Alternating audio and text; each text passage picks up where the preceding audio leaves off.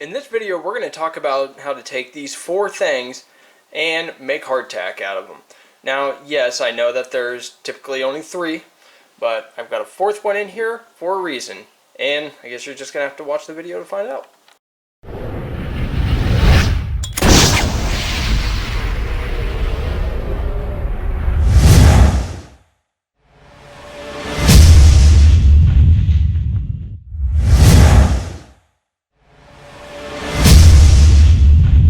Okay, so before we start mixing, I'll just go ahead and show you what all the materials are.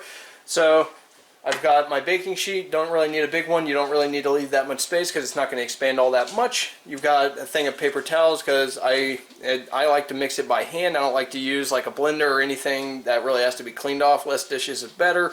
And yeah, obviously I got a measuring cup for like water and the flour, so it's just a little bit easier. I've got a fork and something to cut the dough with. And I've got spice, salt, and flour, and obviously I'll get the water from like the sink or whatever if you have a filtered water from whatever source you need it, and of course a mixing bowl. So that's pretty much it. It's very simple, and obviously you're going to need an oven at 350 degrees. So you can basically start the oven up, and by the time it's preheated, typically it's like what, 5-10 minutes. You should be ready. You should have everything mixed up and ready to go. So anyways, that's what I'm going to go ahead and start with, is get my oven started at 350 degrees, and we'll get started on mixing all the ingredients. Okay, so we're going to start out by mixing our dry ingredients. So we got flour here, 1 cup of flour,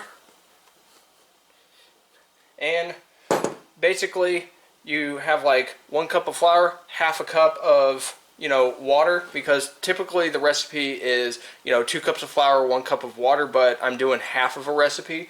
So anyways, dry ingredients first. So I usually do not measure like things like salt or any kind of flavoring. So with salt, I typically like in a little bit more salt, as I described in my video about hardtack. I typically go with a little bit more, so I'm not really going to be squeamish about it, and mix that up a little bit. But then here's the other thing I talked about is oregano. I like to add oregano. It actually adds a pretty good flavor, and again, I'm not going to sit there and measure it out. It's just dried oregano, and there we go. It'll give it a flavor. It's not going to affect the life of it, so you just sit here and mix it up. Now the reason you mix it up, a lot of people would be like, well, I just throw everything together. Well, the reason you want to pre-mix it up is when you do get your water and stuff, it kind of helps mix everything up, because typically like salts, flours, and all this other stuff, once water hits it, it'll try to clump together wherever it's at. So typically mixing it up beforehand where it can actually mix up and be consistent, that's a better idea, because when I added the spice, I actually already had the water. I had just added the spice on top, and I thought the same thing, but I got a lot of hardtack that actually had very little, like just a couple of crumbs of oregano in it. Not majoram, but oregano. So mixing it in pretty thoroughly is probably a good idea. So anyways, that's pretty much it. And now I'm going to go ahead and get the water. Okay, so about a half cup. There we go. And I just mix everything by hand. As I mentioned in my other video about hardtack, typically this stuff is not going to be mixed with like sugar or anything. The point of hardtack or ship's biscuit or whatever is that it is going to be dry, and it's going to be there for a long time. Throughout history, these were used to be around for a long time because you weren't going to have fresh supplies available for like a month or two. So you need to make sure that it's very simple ingredients that aren't going to affect the life. Anything with sugar in it or something like that, oils, it will affect it. I know there's an idea behind making softer hardtack. Well, I'm going to be making a separate video on how to use this stuff. This is just going to be about, making it. And my recommendation is just use hardtack the way it was supposed to be. Like if you're just going to gnaw on it, then fine. But typically I like my bread to have a little bit of flavor to it. And the one thing that you can do to kind of affect the flavor is use different flours. And again, that still can affect the life of it, because this is unbleached flour. This is unbleached all-purpose flour from the store. It was like $2.99 or whatever, or $2. It was like $1.99.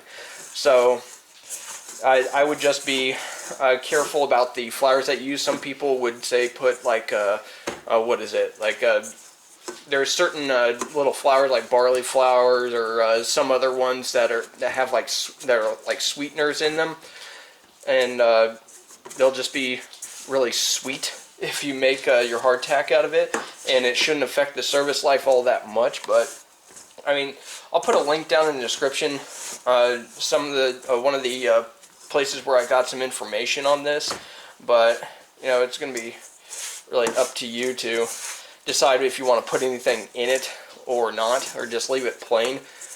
But yeah, this is just what I do. So I don't put any honey in it.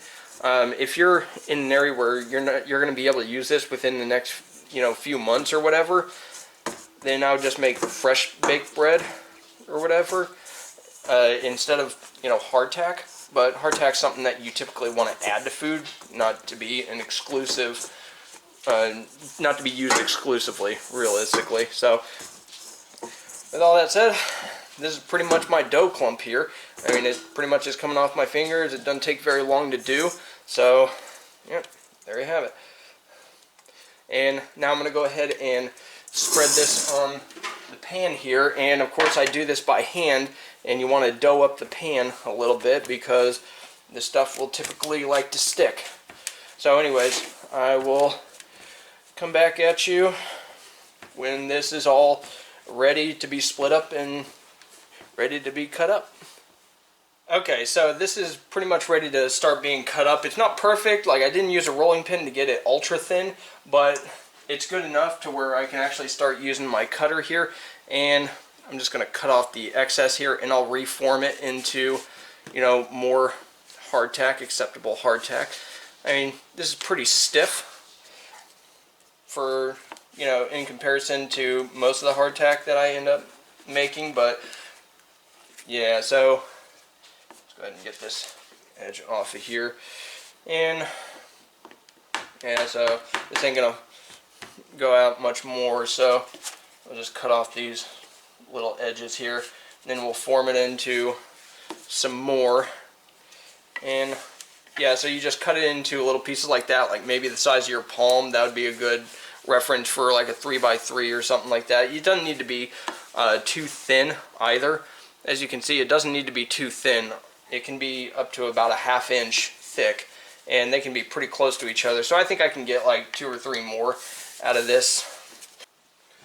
Okay, so this is pretty much it. I just got 5 out of this, so I'm guessing you could get about 10 of these, and that's typically a daily ration, and is 2 cups of flour, 1 cup of water.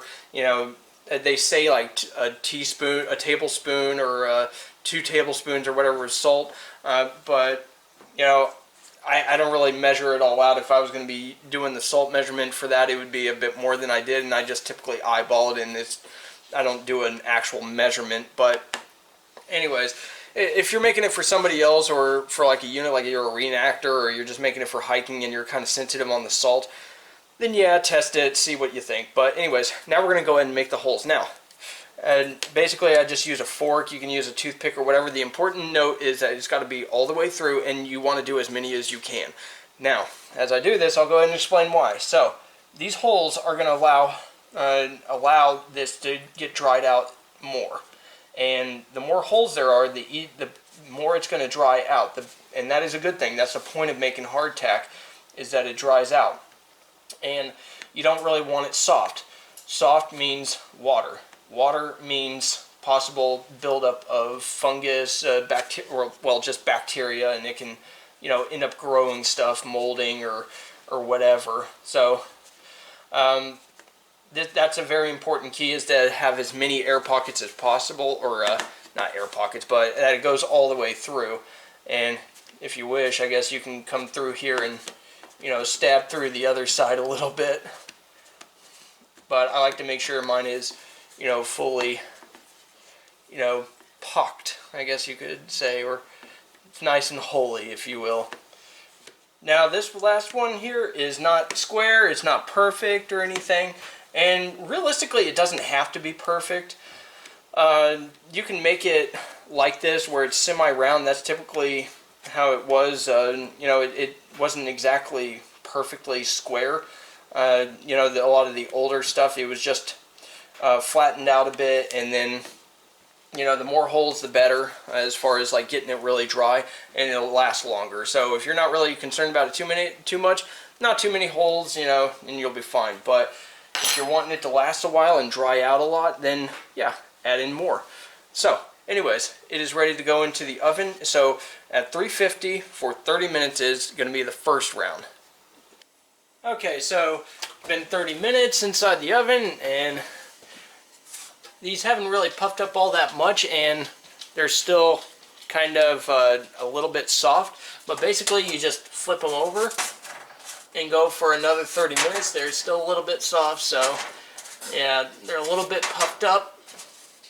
Yeah, the smaller they are, the less moisture they'll have at the end of it, and you might have to cook it for more, you might have to cook it for less, you might have to just let it be in there for another hour total. So 30 minutes one way, 30 minutes another, and there you go. That's basically all it is. So I will see you guys at the end result.